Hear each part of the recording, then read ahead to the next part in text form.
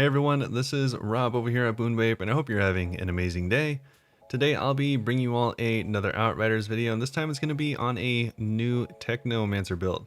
I'm really excited about this actually. I am constantly looking for new Technomancer builds that are fun and not meta, and I think I found one that's actually pretty good and pretty fun. It utilizes status power and anomaly power to make sure that you're doing a huge amount of bleed, toxic, as well as burning damage. So that's right, we're pretty much PyroTechnos at this point, but you know, it's kind of cool. We're crossing over. But with that being said, hopefully you like this video. If you do, make sure to leave a like. If you want to see more Outriders content like this, then make sure to subscribe. And of course, if you have any questions or any builds you'd like to share, leave them down in the comments below. I read and respond to all of them. So now with all that out of the way, let's jump into the video. So hey everyone, welcome to the gear section. I'm going to be showing you everything that I just used in order to take down that tier 15 chem plant. I just finished it, and this is the exact gear that I ended up using. Like I probably stated already, this is an anomaly status build. So every piece of gear has a full anomaly on it. Your number might look less than mine depending on what level you are. And a lot of this gear isn't leveled up shard wise or attribute wise. It's just pretty much how I got it, except for maybe a couple. So the anomaly power is around 130. Status power is around 145. Cooldowns nearly 30. Resistance pierce is nice if you can get it, but this is mainly coming from my tree. More would be better, but I prioritized more damage over resistance pierce. So going back to the weapon first off is going to be, make sure you have a weapon that has 2 damage mods as well as status power. Crit damage, long range, none of that stuff really matters. Just make sure it has some status power on it. I like to use the Inferno Seed. Obviously, if you don't have it, it's totally fine. You can use anything else, burst rifle, or you can go up to Tiago and buy the Bulwark.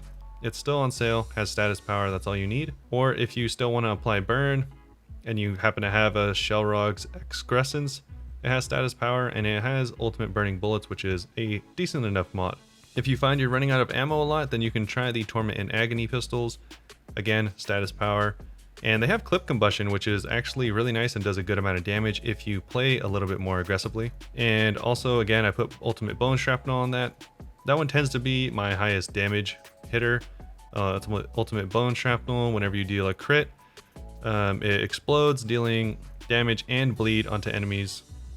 And so I really like it, especially for the bleed and I think that the crit shots are the best mods, at least for me. I find I can reliably get critical hits on enemies, even the creatures. If you can't, I'll show you a few options right now. So we're gonna head over to Zahidi, and he's gonna have a few different options for us as far as weapons go. So this build overall, before I get into the different options, is abusing burn, toxic, and bleed. So because we're full status, we want to take advantage of extra status, and here you can see it increases the damage we do with burn, toxic, and bleed, so everything that we've been doing damage with. So with just this weapon alone, I'm able to apply burn and bleed. Ideally, you'd want to stay with that, so maybe get ultimate burning or ultimate bleeding, which is why I recommended the Bulwark. But if you can't, I'll show you a few other options here, which should work perfectly fine. You might, take a hit as far as your time goes in expeditions or how much damage you can do overall, but these are going to be really great options. So here we have Death Chains. This rolls on a lot of weapons. This is going to be your #1 go-to if you can't get any of these other options.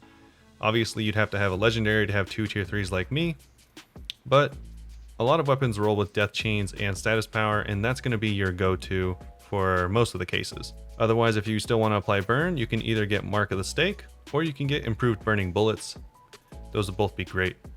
If getting critical shots are a real annoyance to you, that's totally fine. Again, you can roll with Death Chains and Claymore. These would both be totally great options. If you can happen to get lucky enough to get some tier 3 mods, you can run Claymore Torrent. You can also run Ravenous Locust. String of Gauss is okay. And again, there are more crit shot ones that you can choose to use, but definitely don't run any of the killing shots. So killing spree is out of the question. And also Minefield would be great, but that's also why I'm not running Bone Shrapnel. Bone Shrapnel is actually better than Ultimate Bone Shrapnel in most cases, but we're not getting kill shots, so stay away from those. So moving on to gear and armor. Here we're going to take a look back at the gear. Like I said, all of my gear comes with Anomaly, status, and cooldown. If you had to get rid of one of the three, it's going to be cooldown. You can run this build with Anomaly and status, and no cooldown, but you can't do it without Anomaly or status. You need those. That's going to be your bread and butter for the damage. For this first helmet, I'm running Bullet Kindling, just 20% more damage when your enemy is burning, which is all the time with Moloch, and twice as hot whenever an enemy is burning and you use a skill, they just take some damage. This actually does a surprising amount of damage. Twice as hot did about 8 million damage in that chem plan I just did, and it's really good overall. Burning damage was about 18 million, so yeah, burning damage is really, really good. Like I said, if you can't get anything that has burning, if you're not running with a pyro, then obviously roll off of this, but ideally you're going to have at least 2 of the 3 possible status effects. You're always going to have toxin because you're blighted turret, so you're going to have that. So either pick up bleed or burn, ideally both. Just a general tip. So again, we have some more toxic increased damage. So we're getting 20% from burn, 15% extra damage from toxic. The blighted turret damage, actually Knockwave does a pretty good amount of damage. I never really expected it to. It's kind of a throwaway mod that just happened to be on this piece of gear. But last in the chem plant, it did about 6 million damage, which is pretty good. Ideally, super ideal, would be to have Euthanizer in its place, which just gives you 25% more damage against enemies that have toxic on them. That would be a huge damage increase, so you can min-max this build even more. So here we have a really nice pair of pants. Whenever your health drops below 30%, you inflict burn on enemies. You can swap that out for more damage. This just happens to be what was rolled onto it. And Cannonade, again, you can roll that for, again, more damage. If you have any more possible things like, I don't even know if there's more mods, but there's probably mods that increase your damage against burning enemies or something like that. I just got Cannonade because I happen to have it, and I ran out of other damage mods. So for the gloves here, Resistance Piercer is a throwaway mod. It just happens to be on the gloves. I had a really hard time finding good gloves, so you can definitely swap that out for something that increases damage. But we kind of struggle with this build against captains in general, so that's why I threw Captain Hunter on there. And so for the boots, these boots are really good, actually. They have the damage absorber so that we're at around 67% damage mitigation at all times. And on top of that, it gives you bloody boost. So enemies that are bleeding, which is pretty much all of them because of Ultimate Bone Shrapnel, they take in 15% increased damage. So as you can see, there's a theme here. 15% increased damage, 15% increased damage, and 20% increased damage. And our weapon is allowing us to do most of that increased damage, and then our turret is going to be able to do the rest. Our turret actually does a lot of damage, so don't underestimate it. Overall, that's the build. If you have any questions about the gear, make sure to throw them down in the comments. I'll totally get back to you as soon as possible with anything you have.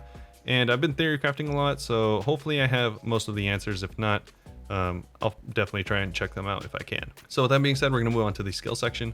So here we have the skill section, and these are the 3 skills that I like to use. There's definitely a lot of wiggle room here, but I'm going to show you a few options if you want to change it up.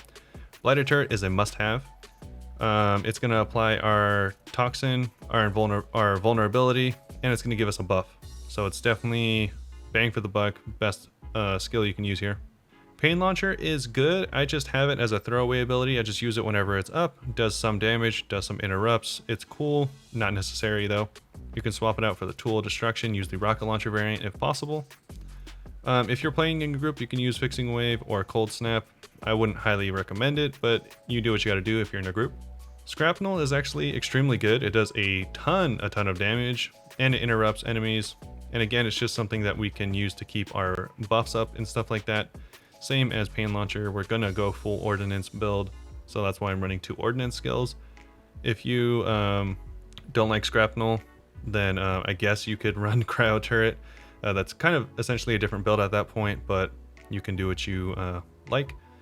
And on top of that, if you want to run the Torrential Downpour set, as you can see here, increased damage with Scrapnel, then you can. and the set would change quite a bit, but you can and it actually be really effective. I just didn't want to make this build require too many legendaries. All right, so with these skills out of the way, let's look at the skill tree, and we're going full Demolisher. So we're getting as much Anomaly power as possible, and we are actually skipping out on the cooldown because we have so much cooldown on our gear. That's what allows us to do this. If you don't have a lot of cooldown on your gear, like I said earlier, you can skip out on it, but if you do that, then you're going to have to pick up the cooldown here because you're going to need to spam your ordnance skills at least every 7 seconds, 10 at the most every 10 seconds. So 7 seconds if you want to have heavy absorption up all the time, 10 if you want to have adrenalizing antenna up all the time. Actually, sorry, tech bond up all the time. Adrenalizing antenna will be up all the time regardless of if you have cooldown or not. We're also running armored unit. This is going to give us a huge amount of damage mitigation. We're practically at the armor damage mitigation cap. All this stuff is also increased toxic damage and increased anomaly power. So we're getting a ton of damage from that.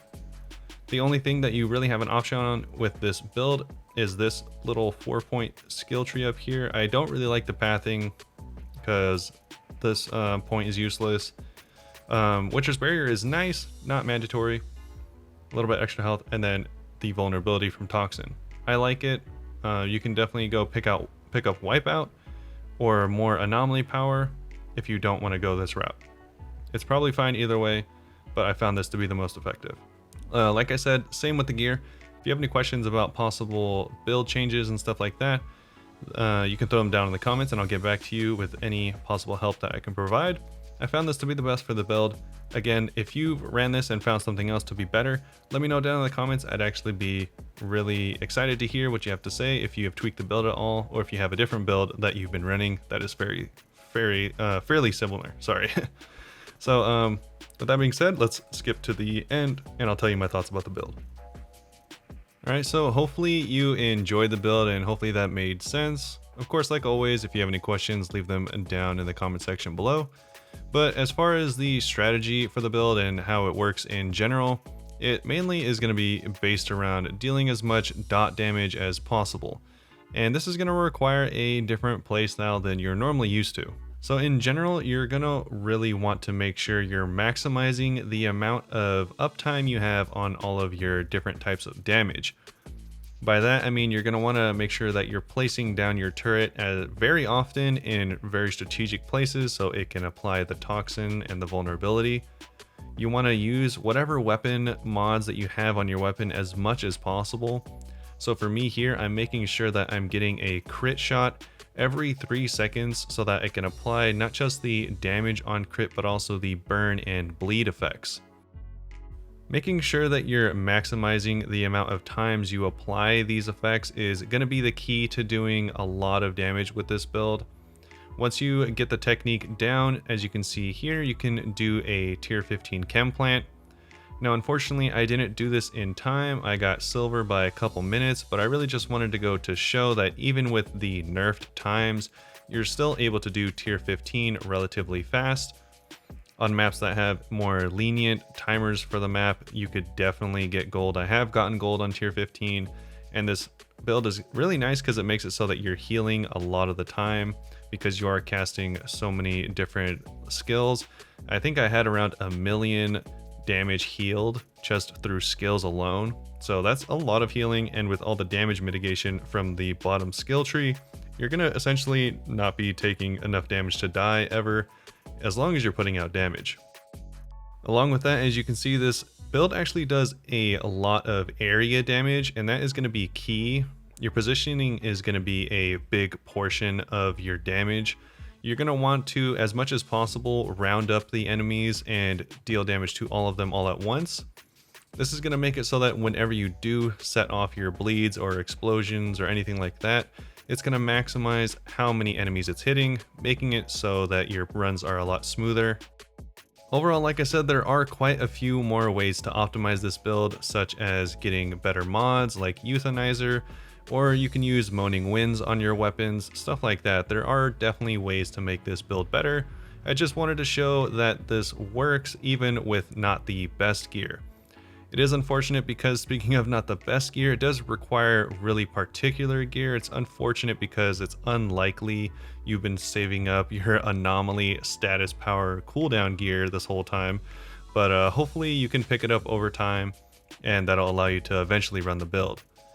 If this build ever gets buffed, if Toxic or AP builds ever get buffed at all, then this build is going to be extremely strong, so make sure to keep it on your radar, because it's already able to do T14s and T15s, it just needs a little bit of help with how fast it's able to clear. So that's going to be about it for the build.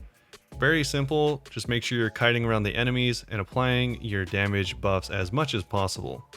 So I hope you enjoyed the build and the video. I hope you have an amazing day, and I'll see you all very soon.